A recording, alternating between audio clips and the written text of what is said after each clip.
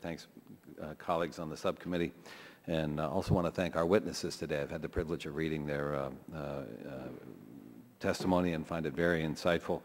I also want to acknowledge Tim Waltz, our colleague, who's been very active in this issue and has been a great help.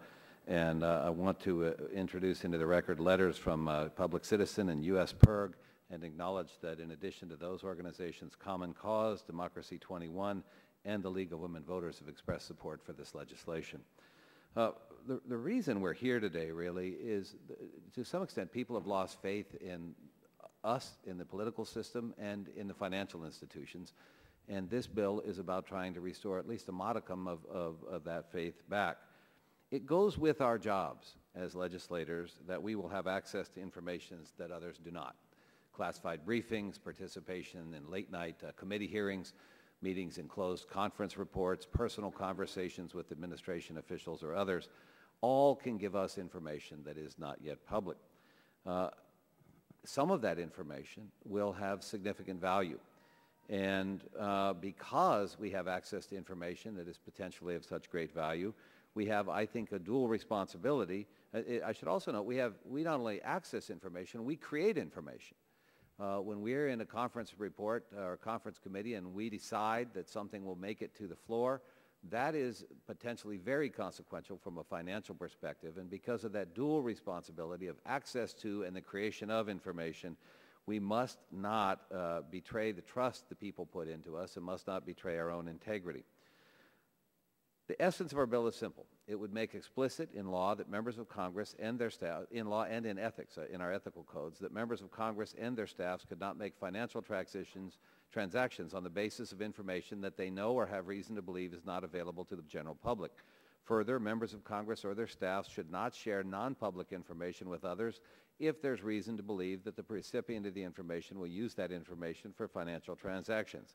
So too, recipients who receive from members of Congress or staff information known or reasonably believed to be non-public should not make financial transactions based on that knowledge. To help ensure that such actions do not occur or can be identified if they do take place, greater transparency and immediacy of reporting should be required of members of Congress, key staff, and entities such as lobbying firms or so-called political intelligence firms. Finally, we would recommend very strongly to Congress that we follow the example of every major corporation, federal agency, and many law firms by establishing explicit ethical prohibitions and consequences for violation of these principles and creating information dissemination and training measures to ensure that all staff are informed about the ethical standards and applicable laws and affirm in writing at the time of employment that they will comply. I should note that most major corporations do this. Many law firms do it, and yet I have yet to meet a single member of Congress or their staff who was informed explicitly about the issue of insider trading, the consequences or legal ramifications thereof. And I certainly don't remember having seen my staff sign a document about that, as they would have to if they work for a corporation. I'm not an attorney, but I do have a nose, and I know when things smell bad. Here's something that smells bad. Imagine a member of Congress involved in a final conference negotiations on a major piece of legislation. During closed discussion, it is agreed upon that certain language in which would substantially favor a particular investment will be included in the conference report that is scheduled to be released the following day and will be voted on shortly thereafter. Based on that knowledge of non-public information, the member of Congress instructs his or her broker to make specific market trades to take advantage of that non-public information. Consider a second example, a senior staffer in charge of drafting the manager's amendment for a bill scheduled for a floor vote the next afternoon. The staff member discusses provisions of the bill with a fellow staffer and says, you know, this is not yet public, but fill in the blank with the information. The recipient of the information then goes out and makes investments on that. I spent a substantial amount of time reviewing relevant laws and precedents that apply to insider trading. It's my understanding that neither federal law nor House rules specifically and sufficiently explicitly address this issue as it applies to members of Congress and staff.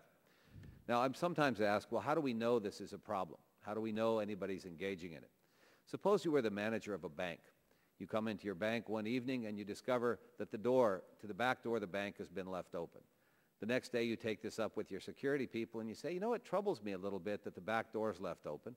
And your security people say, you know, sir, we haven't, or madam, we haven't, as far as we know, nobody's come in through that back door yet and taken any money. And you say, well, how do you know they haven't? They say, well, we really haven't checked, to be perfectly honest. And you say, well, what if they did? And the answer is, well, we're not even sure that would be illegal. You would be negligent as a manager of that bank if you didn't fix all three of those problems. And as managers of this institution, I would suggest we need to fix all three. We don't believe the bill is perfect. We think the information from the witnesses can improve it. We are grateful for their insights, and we look forward to the wisdom of the committee members improving this. The one thing Ms. Slaughter and I are absolutely certain of is this is a significant problem that needs to be addressed. The sooner we address it, the better. Better for us as an institution and the better for the financial markets. And I thank you for the time. Congressman Baird, thank you for your testimony. I'm going to ask Congressman